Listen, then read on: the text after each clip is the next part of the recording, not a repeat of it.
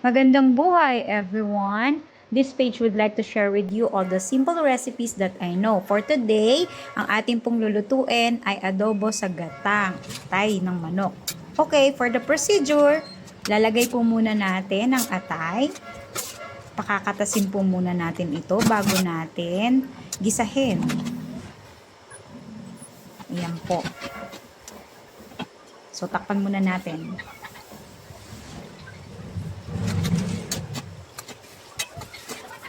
Then, halu-haluin. Takpan po ulit. So, check na po natin. Buksan natin. Okay. Nagtubig na po siya. Hintayin lang po natin yung matuyo. Para po mawala yung lansa. Ito po, ibinabad ko na po ito sa lemon. No? Sige. Takpan po ulit natin for a few minutes. Okay. Tingnan po ulit natin. Medyo natuyo na po, no? So, gigisahin na po natin ito. Pag medyo natuyo na po yung sabaw.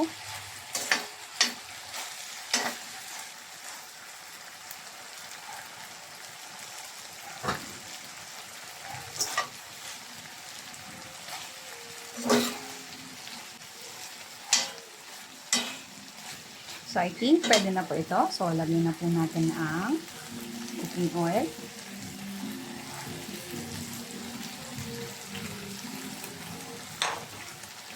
Yan. Nakapin natin kaunti yung ating kalan. Ganyan lang po. Then, pwede na pong ilagay ang ating sibuyas. Isang buo pong nilagay ko dito.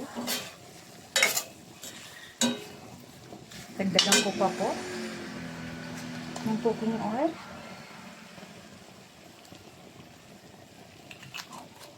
Okay, nakasangko po ng kaunti yung aking oil. Ayan. Gigisahin lang po natin ng kaunti. Kapag lumabas na po yung aroma ng sibuyas, pwede na pong isunod ang bawang.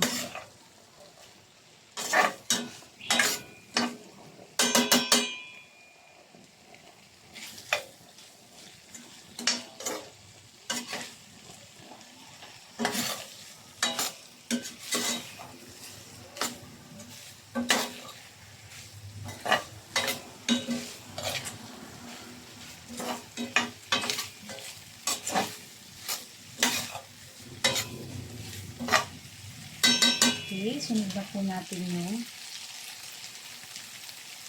ating paminta.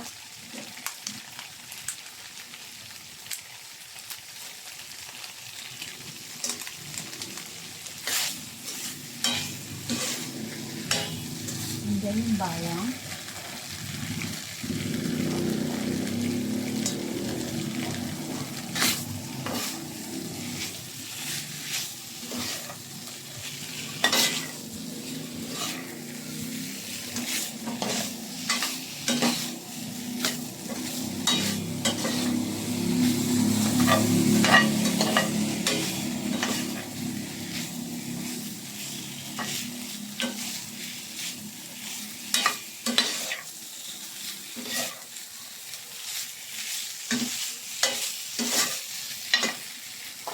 Then, kaunting vinegar po.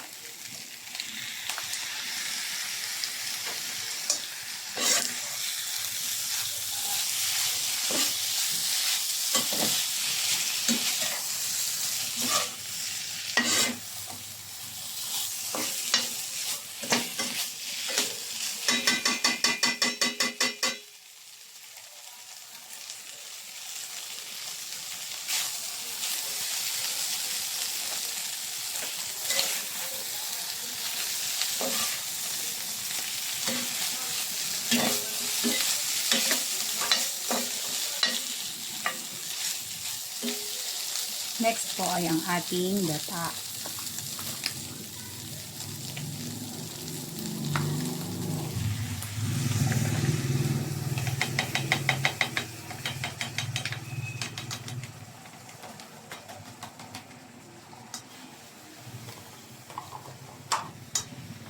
Kaunting toyo.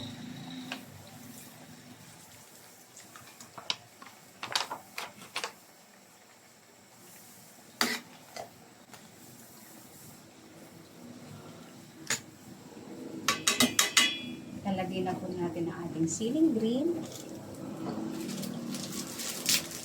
at ang laurel.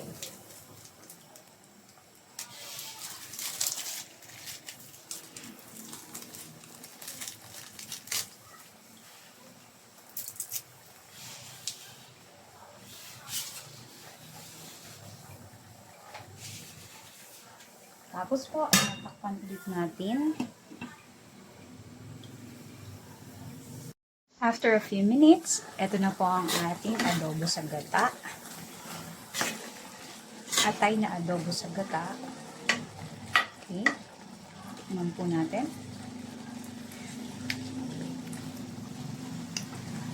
Malasa. Kung gusto nyo pong maglagay ng luya, pwede po. Actually, naglagay po ako, kaya lang hindi ko po naihabol sa video. No? Para kung patanggal pa po ng lansa.